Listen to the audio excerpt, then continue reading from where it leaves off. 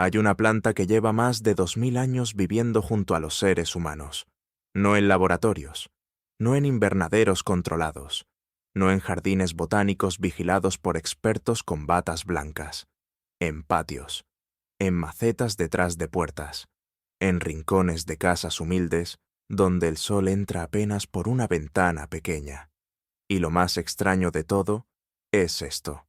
Mientras los científicos tardaron siglos en entender sus compuestos, sus propiedades, su química interna, las abuelas ya sabían exactamente qué hacer con ella, sin microscopios, sin laboratorios, sin publicaciones académicas, solo observación, solo memoria, solo manos que tocaron esa planta cientos de veces y aprendieron a escucharla. Esa planta se llama ruda, y su historia es una de las más fascinantes que existen en el cruce entre la ciencia, la cultura y el conocimiento humano acumulado durante generaciones. Pero hay algo que nadie te ha contado bien todavía, porque la historia de la ruda no es solo la historia de una planta, es la historia de cómo los seres humanos aprendemos, es la historia de cómo el conocimiento popular y el conocimiento científico se han ignorado durante siglos, se han despreciado mutuamente, y cómo hoy, finalmente, los investigadores están descubriendo con asombro que las abuelas llevaban razón desde el principio. Y eso debería hacernos pensar. Mucho. Todo empieza en el Mediterráneo. Imagínate un paisaje de hace 2500 años. Colinas secas bajo un sol que no perdona. Tierra pedregosa, pobre, que no retiene el agua. Viento caliente que viene del mar y seca todo lo que toca. En ese paisaje, sobrevivir no es fácil. Las plantas que logran crecer ahí no son plantas delicadas. Son plantas que aprendieron a resistir, que desarrollaron mecanismos internos para protegerse del calor, de la sequía, de los insectos, de los hongos. La ruda es una de ellas, Ruta graveolens. Así la llamaron después los científicos. Pero mucho antes de tener ese nombre en latín, ya tenía nombres en griego, en arameo, en hebreo antiguo. Porque ya entonces, hace 2500 años, la gente la conocía, la usaba, la respetaba. ¿Por qué? Porque tenían ojos, porque observaban, porque notaron algo que hoy, con toda nuestra tecnología, podemos confirmar en un laboratorio, que donde había ruda, había menos insectos, que donde había ruda, el ambiente olía diferente, más limpio, más definido, que esa planta de hojas pequeñas y color azul verdoso no era una planta común.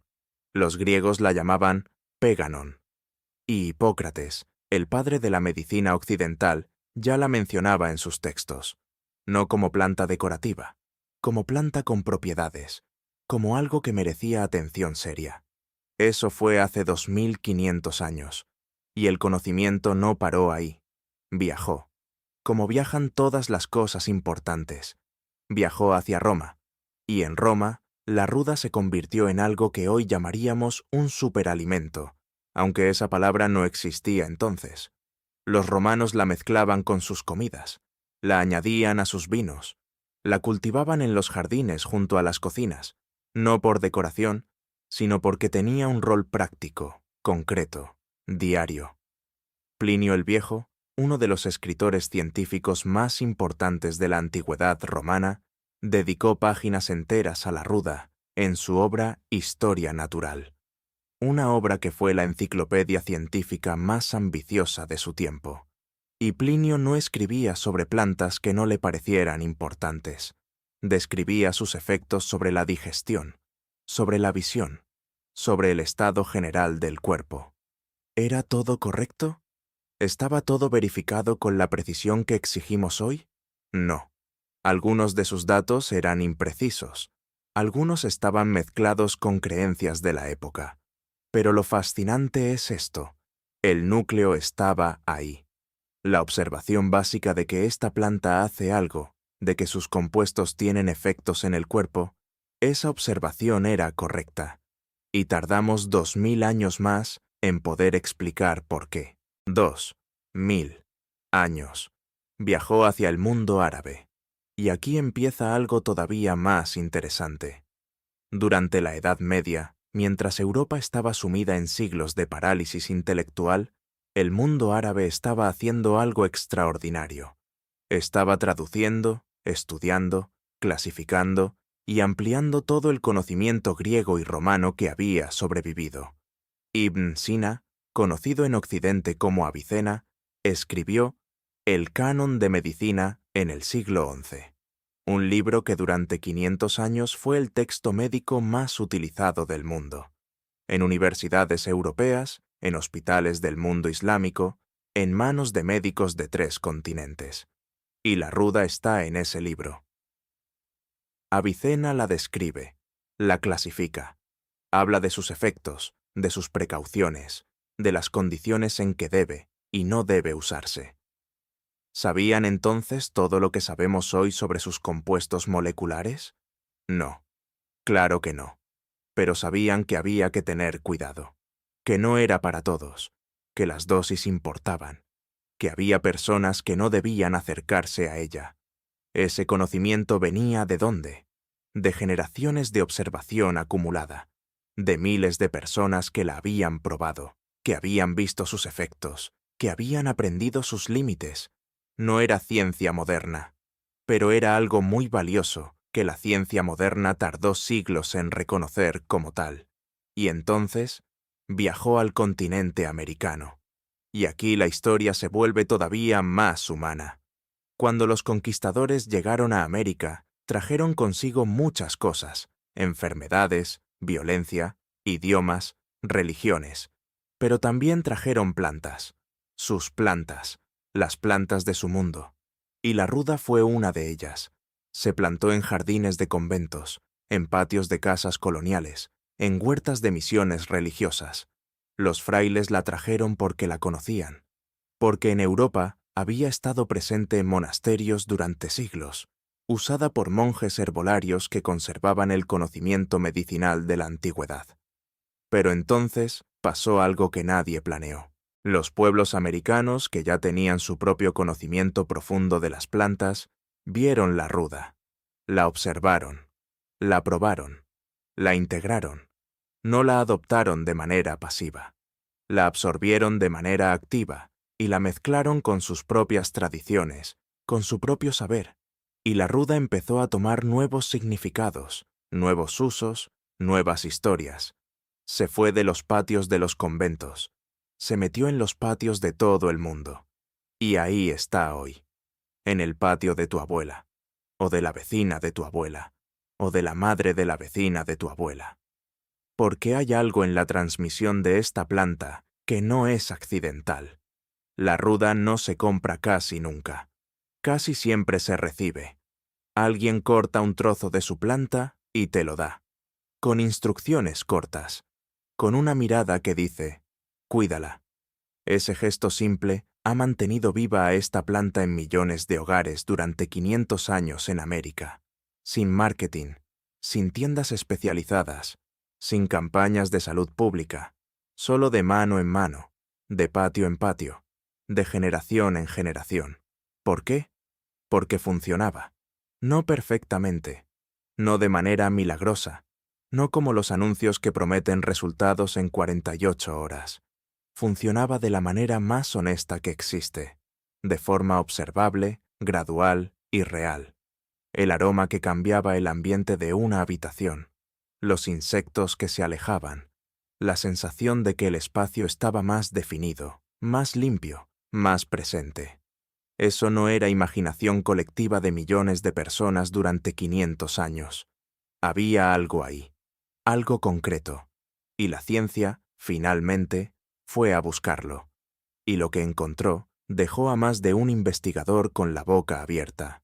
La ruda contiene rutina, un compuesto de la familia de los flavonoides que hoy se estudia activamente por sus efectos sobre los vasos sanguíneos y la circulación. Compuesto que está siendo investigado en laboratorios de todo el mundo. Contiene alcaloides propios de su especie, como la rutacridona y la gravacridona. Compuestos que los investigadores están estudiando por sus propiedades antimicrobianas, es decir, su capacidad de interferir con el crecimiento de ciertos microorganismos. Contiene aceites esenciales volátiles, que son los responsables de ese aroma tan particular. Y esos aceites, cuando se liberan al aire, tienen efectos documentados sobre ciertos insectos. No matan. No es un insecticida industrial, pero crean un ambiente que a los mosquitos, a las polillas, a ciertas hormigas, simplemente no les resulta cómodo. ¿Les suena familiar? Debería, porque eso es exactamente lo que las abuelas describían. Con otras palabras, sin los nombres científicos, pero con una precisión que hoy, revisando los estudios, produce algo parecido al asombro. Y entonces llega la pregunta que más incomoda. Si todo esto era conocido, si los griegos lo sabían, si los romanos lo sabían, si Avicena lo sabía, si generaciones de mujeres que cuidaron plantas durante siglos lo sabían, ¿por qué tardamos tanto en tomarlo en serio? ¿Por qué el conocimiento popular fue despreciado durante tanto tiempo?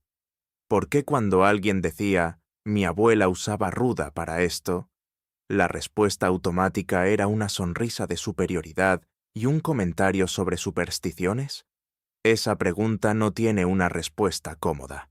Tiene que ver con quién ha tenido históricamente el derecho de producir conocimiento reconocido. Con qué tipo de saber se considera válido y cuál no.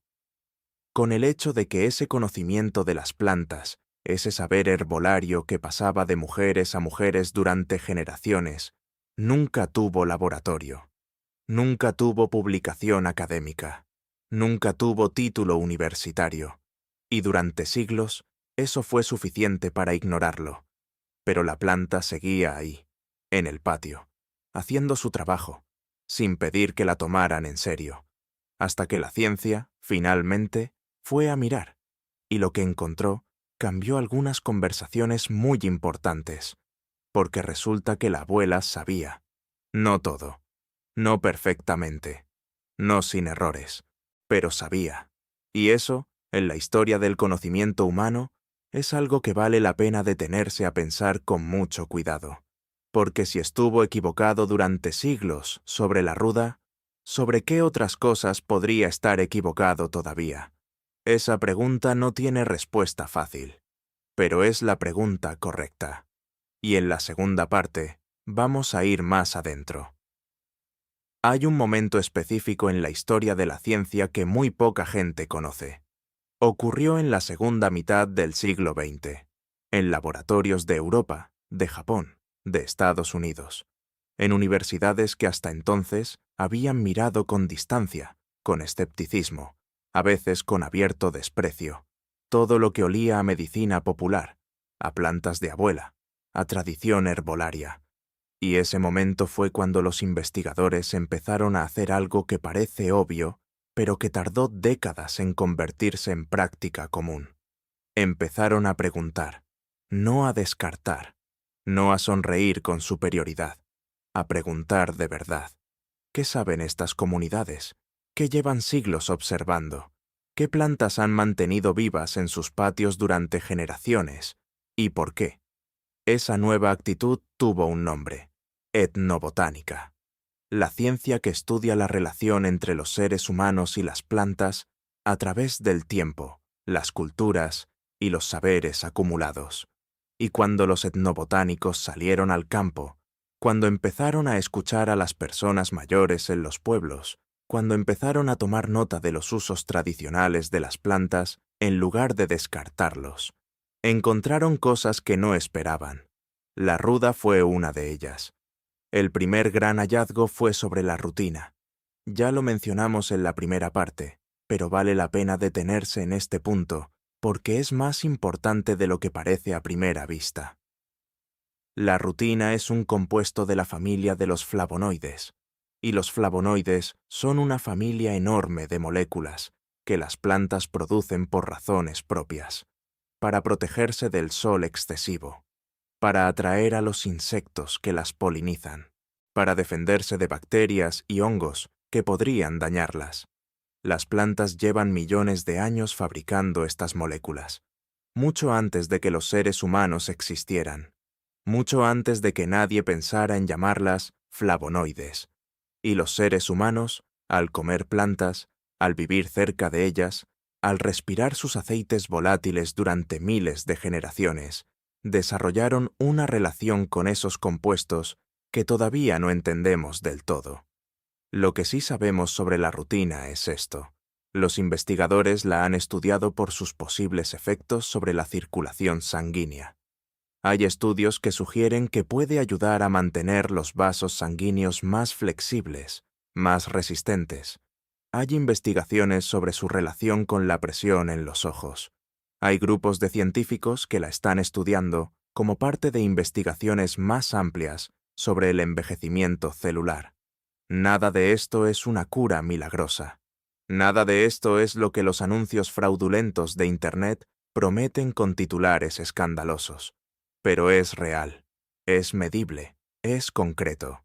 Y la ruda tiene rutina en cantidades significativas. ¿Sabía la abuela lo que era la rutina? No, claro que no. Sabía que esa planta hacía algo relacionado con la circulación, con la sensación de pesadez en las piernas, con cierto tipo de molestias que hoy asociamos a problemas vasculares.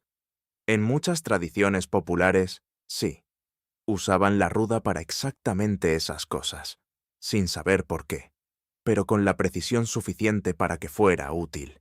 Eso no es magia, es observación acumulada durante generaciones que encontró un compuesto real antes de que la ciencia tuviera las herramientas para nombrarlo. El segundo hallazgo fue sobre los aceites volátiles, y este es el que tiene la historia más interesante desde el punto de vista científico. Cuando la ruda libera su aroma, cuando ese olor seco y penetrante que divide opiniones se expande por el aire, no está liberando un olor vacío. Está liberando moléculas, compuestos que viajan por el aire, que entran en contacto con todo lo que hay en ese espacio. Los investigadores que han estudiado esos aceites encontraron algo que confirmó lo que millones de personas habían observado durante siglos. Algunos de esos compuestos tienen efectos sobre ciertos insectos. Los mosquitos, por ejemplo, tienen receptores olfativos extraordinariamente sensibles. Su supervivencia depende de encontrar fuentes de calor humano, de detectar el dióxido de carbono que exhalamos, de orientarse con precisión en el ambiente. Para hacer todo eso, dependen de su sentido del olfato casi por completo. Y hay ciertos compuestos que interfieren con ese sistema, que crean un ruido olfativo que los confunde, que los incomoda, que los hace preferir otro lugar donde estar. Los aceites de la ruda contienen varios de esos compuestos. No actúan como un insecticida que mata.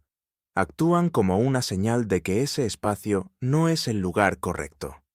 Una señal que los insectos interpretan en su propio lenguaje químico como «aquí no es».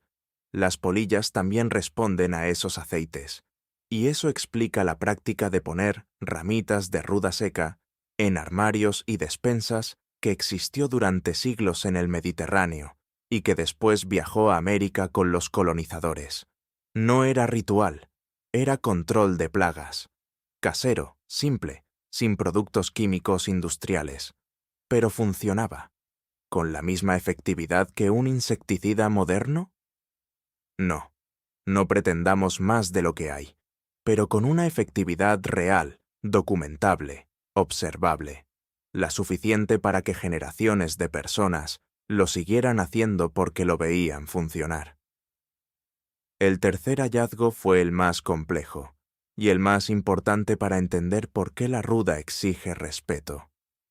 Los investigadores encontraron que los compuestos de la ruda no son neutros, no son inofensivos por defecto, no son de los que puedes consumir en cualquier cantidad sin consecuencias. Los alcaloides que contiene, como la rutacridona, tienen propiedades que en estudios de laboratorio muestran actividad sobre ciertos tipos de células. Hay investigaciones preliminares, todavía en fases muy tempranas, que están mirando esas propiedades con interés científico serio. Pero esa misma actividad que los hace interesantes para la investigación es la que también los hace potencialmente problemáticos en dosis altas o en personas con condiciones particulares. Aquí hay algo que el conocimiento popular entendió de manera intuitiva, antes de que la ciencia pudiera explicarlo con precisión. Las tradiciones que usaban la ruda de manera interna, en preparaciones, en infusiones muy suaves, nunca la trataron como un remedio cotidiano. Siempre la trataron como algo ocasional, algo puntual, algo que requería criterio y experiencia para usar bien. Esa precaución no era superstición, era la conclusión lógica de siglos de observar qué pasaba cuando se usaba demasiado, con demasiada frecuencia, en las personas equivocadas. Y la advertencia más seria que existía en prácticamente todas las tradiciones que conocían esta planta era siempre la misma. Las mujeres embarazadas no deben acercarse a ella. Durante siglos, antes de que existiera ningún estudio farmacológico, antes de que nadie pudiera explicar el mecanismo molecular detrás de esa advertencia, las comunidades que usaban ruda ya sabían que había una línea que no se cruzaba. Hoy la ciencia puede explicar por qué. Los compuestos de la ruda tienen efectos documentados que hacen que esa precaución no sea opcional. Es una de las advertencias más claras y mejor respaldadas de toda la farmacopea popular que ha sido verificada por la investigación moderna. 2000 años de observación llegaron a la misma conclusión que los estudios farmacológicos del siglo XX. Eso merece un momento de silencio. Pero entonces llega la parte que más te va a hacer pensar. Si todo esto es real, si la ciencia confirmó que la ruda tiene compuestos activos y propiedades documentables, si el conocimiento popular llevaba razón en lo fundamental durante siglos, ¿por qué durante tanto tiempo ese conocimiento fue tratado como ignorancia? ¿Por qué cuando una mujer mayor describía los usos de la ruda, la respuesta era una sonrisa cómplice de los que la escuchaban como quien escucha a un niño decir algo tierno pero equivocado? Hay una respuesta que incomoda, y vale la pena decirla con claridad. Durante siglos, el conocimiento que se consideraba válido era el que venía de ciertos lugares, de universidades, de libros escritos por hombres con títulos reconocidos, de instituciones con autoridad formal. El conocimiento que venía de mujeres que cuidaban plantas en patios sin título universitario, el conocimiento que se transmitía de manera oral, de madre a hija, de abuela a nieta, ese conocimiento no tenía el formato correcto para ser tomado en serio. Y entonces se hizo algo que la historia de la ciencia debería reconocer con más honestidad de lo que suele hacer.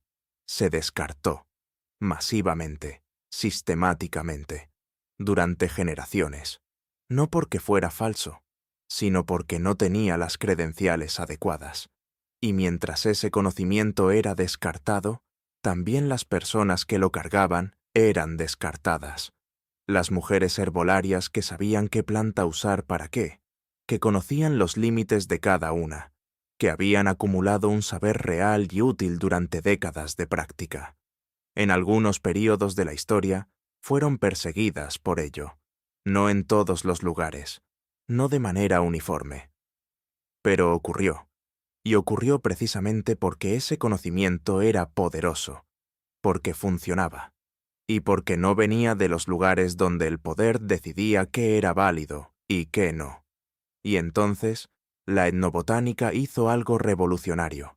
Decidió escuchar. Richard Evans Schultes, uno de los padres de esta disciplina, pasó años en comunidades indígenas de América del Sur documentando el conocimiento de las plantas que los botánicos académicos habían ignorado por completo. No fue con la actitud de quien llega a enseñar, fue con la actitud de quien llega a aprender. Y lo que encontró cambió para siempre la manera en que la ciencia piensa sobre el conocimiento popular. Encontró sistemas de clasificación de plantas más detallados que los de muchos libros académicos. Encontró conocimiento sobre propiedades de ciertas plantas que la química occidental tardó décadas más en describir. Encontró precisión donde esperaba encontrar vaguedad. Encontró ciencia donde esperaba encontrar mito. Sus hallazgos abrieron una conversación que todavía está ocurriendo. Porque resulta que cuando una comunidad humana vive en contacto cercano con las plantas durante cientos de generaciones, cuando las observa, las usa, aprende de sus efectos, corrige sus errores a través del tiempo. Ese proceso produce algo que se parece mucho a lo que produce el método científico. No es idéntico, no tiene los mismos controles, no tiene la misma capacidad de aislar variables, pero produce conocimiento real, conocimiento que vale la pena tomar en serio. Y la ruda es uno de los ejemplos más claros de eso. Hoy, en el siglo XXI, algo está cambiando. Hay una nueva generación de investigadores que están haciendo algo que hubiera parecido imposible hace 50 años. Están usando el conocimiento tradicional como punto de partida para la investigación científica formal. En lugar de empezar desde cero, en lugar de probar compuestos al azar con la esperanza de encontrar algo útil, están preguntando: ¿qué usaron las comunidades durante siglos? ¿Para qué? ¿Con qué resultados observados? Y después van al laboratorio a buscar la explicación molecular de lo que la observación popular ya había descrito. Ese enfoque tiene un nombre: bioprospección guiada por el conocimiento etnobotánico, y está produciendo resultados. No siempre, no con todas las plantas, no de manera automática, pero con una frecuencia suficiente para que el enfoque sea tomado muy en serio por investigadores en todo el mundo. La ruda ha sido parte de ese proceso. Los estudios sobre sus compuestos, sobre la rutina, sobre sus aceites esenciales, sobre sus alcaloides, no surgieron de la nada. Surgieron en parte porque había un registro histórico enorme de uso humano que señalaba: aquí hay algo que vale la pena mirar. Ese registro histórico lo escribieron las abuelas, sin pluma académica, sin laboratorio, sin financiamiento de ninguna universidad, con la única herramienta que tenían disponible: la observación cuidadosa y honesta de lo que ocurría cuando esta planta entraba en contacto con la vida cotidiana. Y entonces hay una pregunta final que esta historia deja abierta: ¿cuánto conocimiento más estamos perdiendo ahora mismo? Porque ese proceso de transmisión oral, esa cadena de mano en mano, de patio en patio, de generación en generación, se está rompiendo. No de manera dramática, no de un día para otro, pero se está rompiendo. Las personas mayores que llevaban en la memoria siglos de conocimiento acumulado sobre las plantas de su región están muriendo. Y muchas de ellas se están llevando ese conocimiento consigo porque nadie lo documentó a tiempo. Los patios donde crecía la ruda y docenas de otras plantas que cargaban siglos de observación humana están siendo reemplazados por superficies de cemento. Los jardines pequeños donde convivían plantas con historia están cediendo lugar a espacios sin vida vegetal. Y los jóvenes que podrían haber aprendido de sus abuelas están mirando pantallas. Cosa comprensible, cosa completamente humana, pero que tiene un costo que todavía no medimos bien. Estamos en el punto más avanzado de la historia humana en términos de tecnología, de capacidad de producir y almacenar información, de conectar personas de distintos lados del mundo en tiempo real. Y al mismo tiempo, estamos perdiendo de manera silenciosa e irreversible formas de conocimiento que llevaron siglos construirse. Ese es el problema más grande que rodea a plantas como la ruda. No es si funciona o no. No es si la ciencia la ha validado o no. Es que el puente entre ese conocimiento acumulado y las generaciones que vienen se está debilitando. Y cuando ese puente se rompe del todo, nadie va a poder reconstruirlo. Porque ese tipo de conocimiento no se recupera en un laboratorio. Se recupera en un patio, con una persona mayor que te enseña a leer las hojas, con una voz que te explica cuándo regar y cuándo no, con una mano que te da un esqueje y te dice, con pocas palabras y mucha historia detrás: cuídala. Y en la tercera parte vamos a hablar de exactamente eso, de lo que significa cuidar algo que tiene más historia de la que parece, y de por qué esa responsabilidad es más importante hoy de lo que fue en cualquier otro momento antes.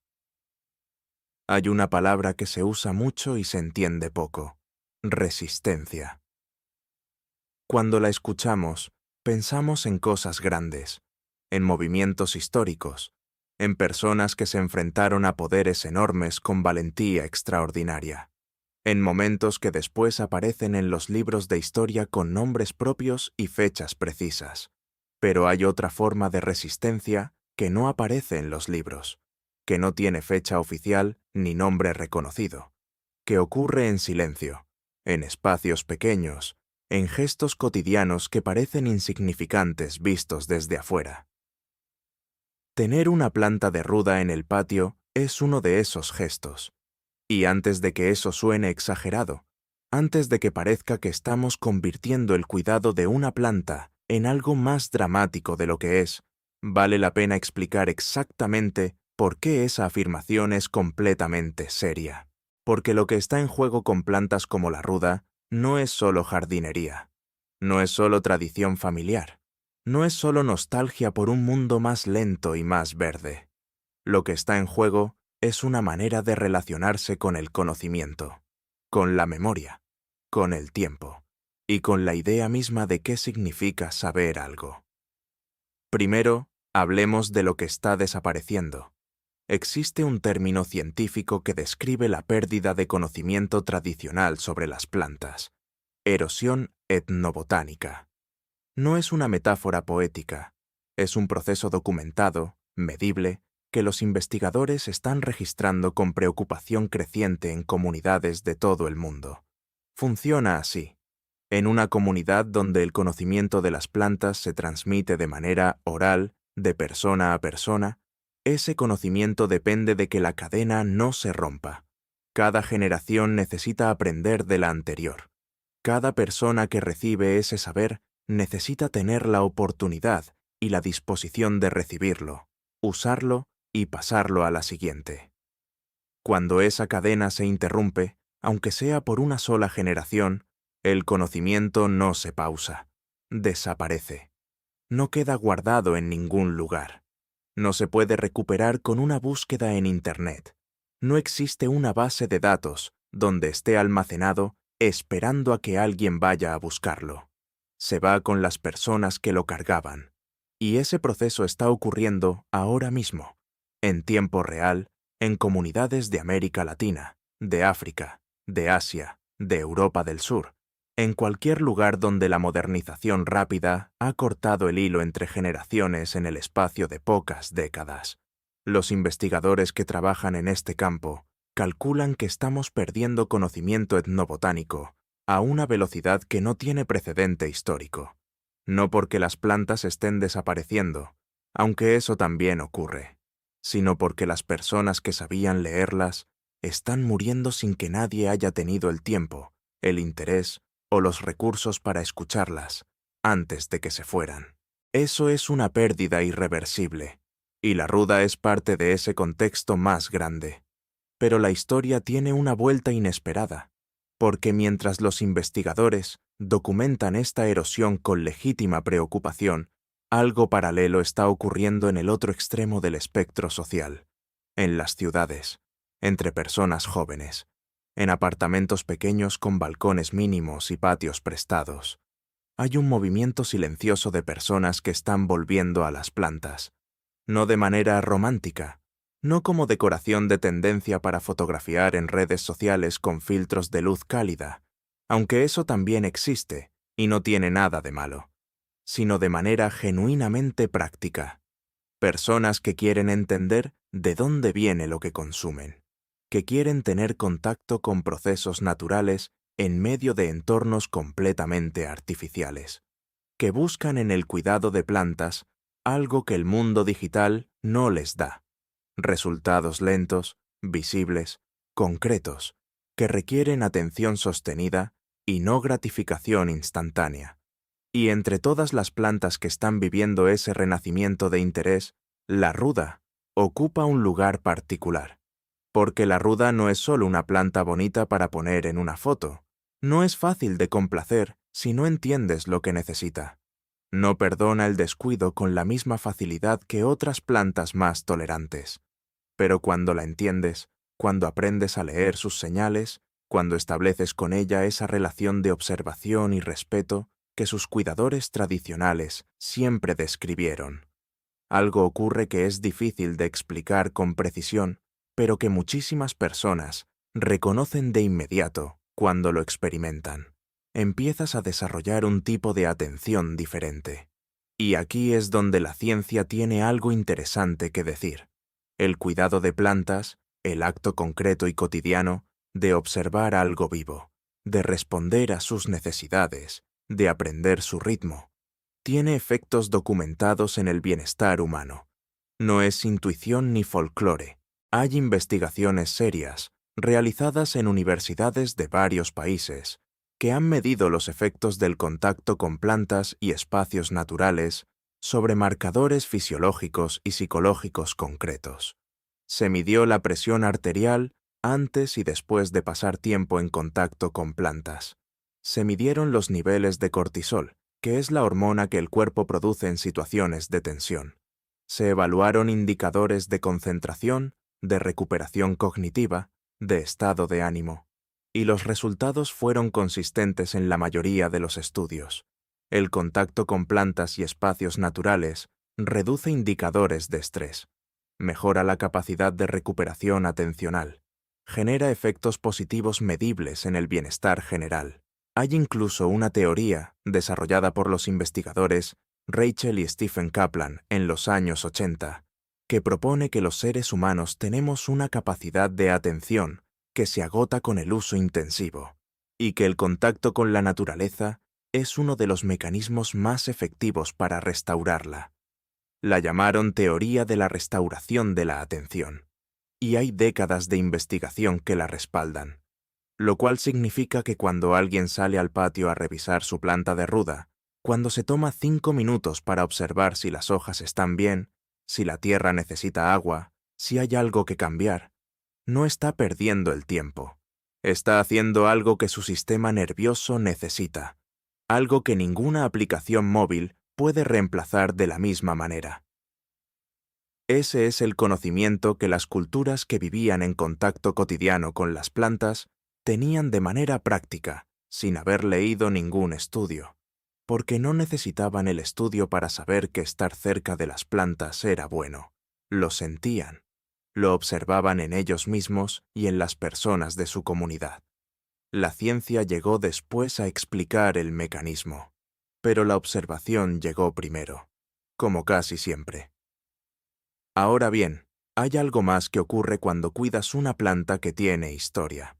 Algo que es difícil de categorizar en términos puramente científicos, pero que tiene una dimensión real que merece ser nombrada.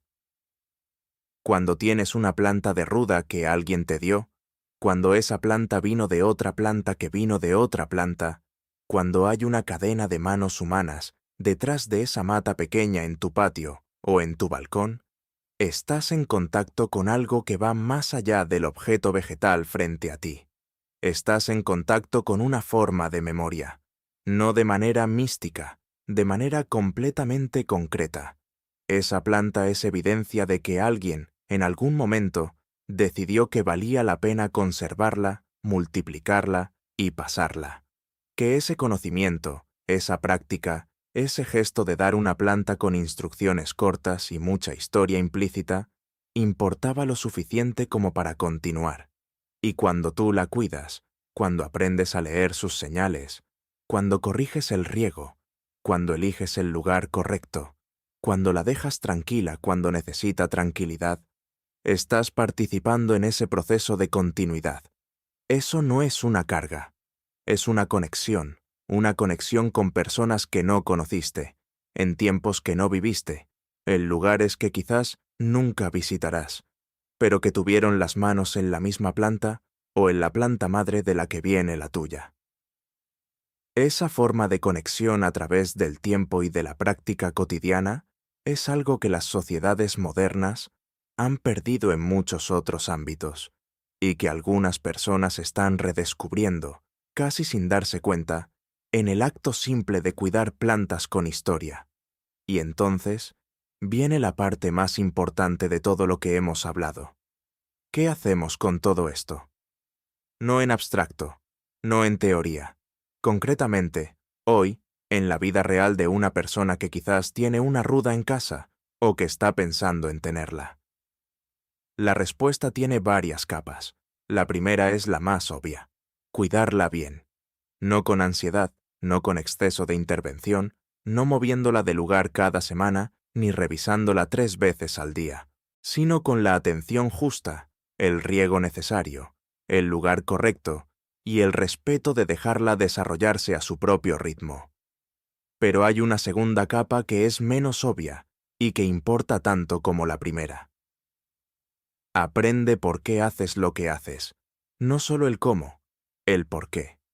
¿Por qué la ruda necesita sol directo 4 o 5 horas al día?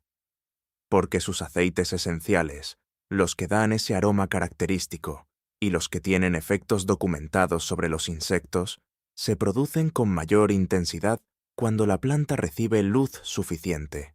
Sin sol adecuado, la planta sobrevive, pero sus compuestos activos se reducen. Es una planta de clima mediterráneo que lleva millones de años adaptada a la luz intensa. Ponerla en un rincón oscuro no es solo un error de jardinería, es negarle la condición fundamental que la hace ser lo que es.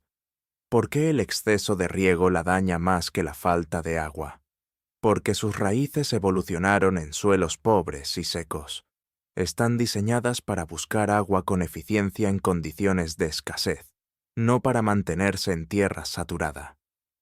Cuando el suelo no drena bien, las raíces no reciben oxígeno, empiezan a deteriorarse, y el primer síntoma visible, las hojas amarillas y apagadas, es el resultado de un problema que ya lleva tiempo desarrollándose bajo tierra, donde no lo ves. ¿Por qué la ruda no responde bien a los cambios constantes de lugar? Porque, como todas las plantas, desarrolla una respuesta adaptativa al ambiente específico donde está. La dirección de la luz, la temperatura del suelo, la humedad del aire, los microorganismos del sustrato. Todo eso forma parte del sistema en el que la planta opera. Moverla interrumpe esa adaptación y obliga a la planta a empezar de nuevo, con un costo energético que se nota en su aspecto. Entender el por qué cambia completamente la relación con la planta. Dejas de seguir instrucciones y empiezas a entender principios. Y cuando entiendes principios, puedes aplicarlos en situaciones nuevas. Puedes leer las señales de la planta y saber qué significan porque entiendes el sistema, no solo la receta. Eso es exactamente lo que las personas que cuidaron ruda durante generaciones desarrollaron a través de la observación, un entendimiento de principios que les permitía responder a situaciones que ningún manual había anticipado. La tercera capa es la más importante para el futuro. Pásala, no como un objeto decorativo, no con instrucciones vagas y una sonrisa de circunstancia. Pásala con historia, con contexto, con el porqué. Cuando le des un esqueje de tu ruda a alguien, cuando esa persona sea tu hija, tu vecina, un amigo que la vio en tu balcón y preguntó cómo se llama, dile algo más que solo el nombre. Dile de dónde vino la tuya. Dile que esa planta tiene compuestos que la ciencia lleva décadas estudiando. Dile que sus aceites son los que alejan a los insectos. Y eso no es superstición, sino química. Dile que generaciones de personas la cuidaron antes de que tú la tuvieras. Dile que la ruda avisa cuando algo falla y que aprender a leer esas señales es parte del trato. Dile que las abuelas sabían cosas que los laboratorios tardaron siglos en confirmar y que ese hecho debería hacernos un poco más humildes ante los conocimientos que no entendemos todavía. Ese gesto de pasar una planta con historia es uno de los actos más concretos y accesibles de preservación cultural que existe. No requiere dinero, no requiere formación académica, no requiere tiempo extra ni recursos especiales. Solo requiere la decisión de que ese conocimiento importa lo suficiente como para continuar. Y hay algo más que esa decisión significa en el mundo en que vivimos hoy. Vivimos en un momento de la historia donde la velocidad de cambio tecnológico es mayor que en cualquier período anterior, donde la cantidad de información disponible supera con creces cualquier capacidad humana de procesarla, donde la atención es el recurso más escaso y más disputado que existe. En ese contexto, el acto de cuidar algo vivo, algo que no responde a los comandos, algo que tiene su propio ritmo y sus propias exigencias, algo que requiere observación paciente y atención sostenida y no da resultados instantáneos. Ese acto tiene un valor que va más allá de la planta en sí. Es una práctica de presencia, es un entrenamiento de la atención, es un recordatorio constante de que hay procesos que no se pueden acelerar sin consecuencias, que hay cosas que funcionan mejor cuando no se fuerzan, que el tiempo de la naturaleza y el tiempo de los algoritmos son fundamentalmente distintos, y aprender a moverse en esa diferencia, a respetar el ritmo de las cosas vivas mientras navegamos el ritmo vertiginoso del mundo digital, es una habilidad que cada vez más personas reconocen como necesaria, aunque no siempre sepan nombrarla con precisión. La ruda lleva 2500 años enseñando esa lección, con sus hojas pequeñas de color azul verdoso, con su aroma que divide opiniones de manera tan clara, con su intolerancia al exceso de agua y su amor al sol directo, con su manera de avisar cuando algo falla y de recuperarse con solidez cuando se corrige lo básico. No pide mucho, nunca pidió mucho, solo pide lo que siempre pidió: buen sol, poco riego, tierra que drene bien y que no la estén moviendo de lugar cada semana, y a cambio de eso, ofrece presencia. Aroma. Continuidad con algo que tiene más historia de la que parece, y la posibilidad de que cuando alguien la mire en tu patio y pregunte ¿qué planta es esa?, tú puedas responder con algo más que un nombre, puedas responder con una historia, que es al final lo que siempre ha mantenido viva a la ruda. No los rituales elaborados, no las propiedades milagrosas que nunca tuvo, no el misterio que algunos le pusieron encima para hacerla más interesante de lo que ya era, sino eso, la historia, el gesto, la voz que explica mientras la mano entrega, y la persona que recibe, escucha y decide que vale la pena continuar.